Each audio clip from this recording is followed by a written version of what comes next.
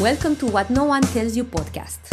My name is Claudia and this is episode 18. And whether you are joining me for the first time or you have been here since the very beginning, I'm really glad that you are here. And let's get into it. I want to ask you something. Think about the last 2 weeks at work. How many meetings did you attend? How many check-ins did you run? How many emails did you send? Updates did you give? Conversations did you facilitate? Probably a lot. Now tell me, how many actual decisions did you make? And I'm not talking about discussions. And I'm not talking about alignment sessions. And neither about, let us loop back on this. Decisions. Clear, owned, communicated calls that moved something forward. If that second number is significantly smaller than the first, then this episode is for you. Here is what no one tells you when you become a manager. Your job is not to manage activity. Your job is to make decisions. And the managers who never quite figure that out are the ones who stay permanently exhausted, permanently busy, and permanently confused about why their teams feel stuck. Let me describe something I see constantly. A new manager inherits a team. They are conscious, they are deeply, and they want to do things right. So they consult everyone. They hold alignment meetings and they ask for input at every stage. They wait for consensus before moving forward. And on the surface, this looks like great leadership. It looks collaborative and inclusive and humble. But here is what it actually happens underneath that. The team is waiting for direction that never arrives in a clear enough form to act on. The manager is burning hours in conversations that circle the same questions without any resolution.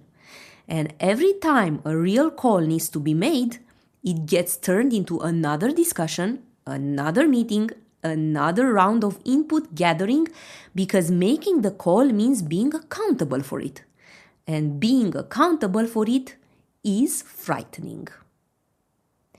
I call this decision avoidance dressed as collaboration, and it is one of the most common and most costly patterns I see in new managers. Your team does not need more of your input gathering. They need your judgment.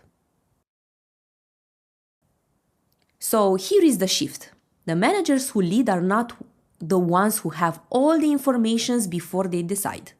They are the ones who can make a good enough call with the information they have, communicate it clearly, and move the team forward.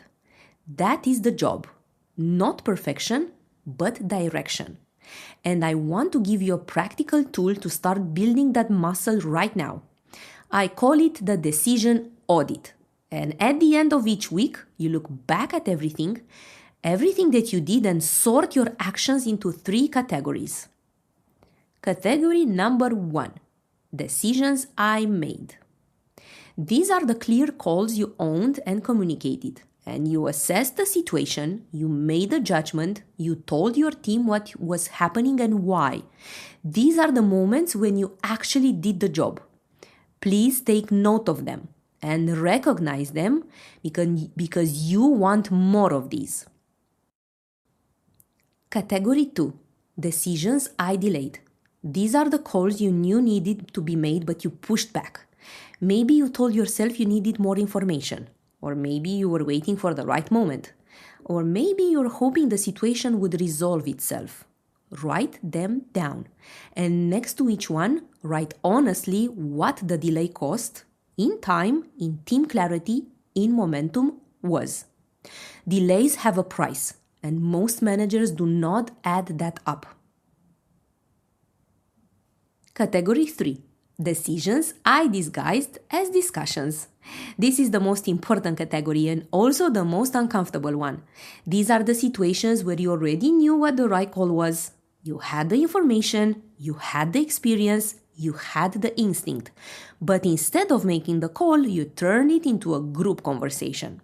You asked for everyone's input. You facilitated a discussion. And at the end of it, the decision neither did not get made, or you made it anyway and could have done an hour earlier.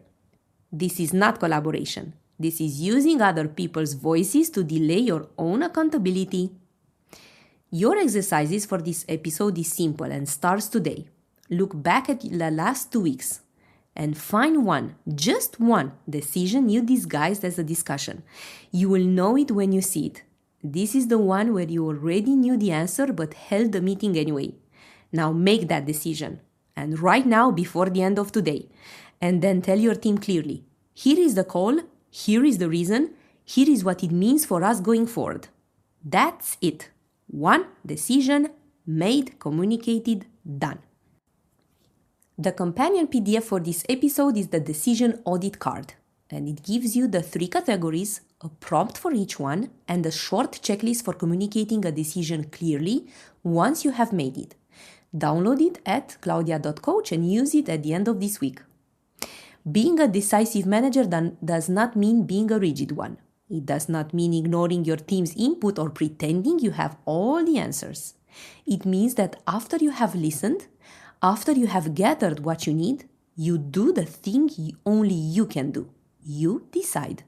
You take the weight of the call off the team's shoulders and onto yours. This is what leadership actually is. Your team is not looking for a facilitator.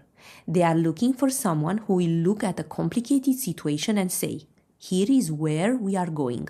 Be that person. Thank you so much for spending these few minutes with me today. I genuinely mean that. In a world full of noise, the fact that you are here investing in how you lead says everything about the kind of manager you are becoming. I will be back next week with another short, practical episode. And until then, take good care of your team and of yourself. And now you know, because I told you. Goodbye.